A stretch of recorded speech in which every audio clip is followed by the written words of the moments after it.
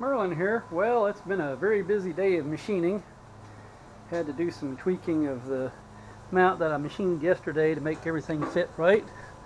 But as you can now see, the engine is actually bolted to the mounts.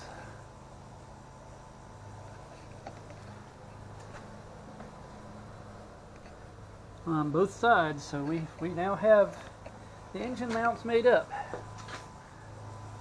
And as you can tell, we have it nice and square.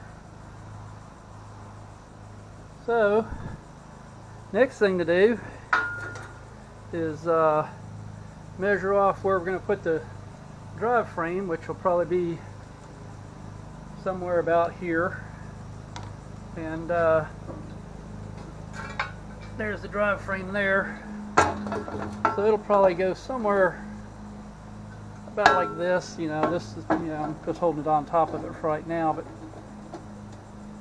I can just set it there. You get the basic idea how the drive frame is going to sit. This is actually going to be lower down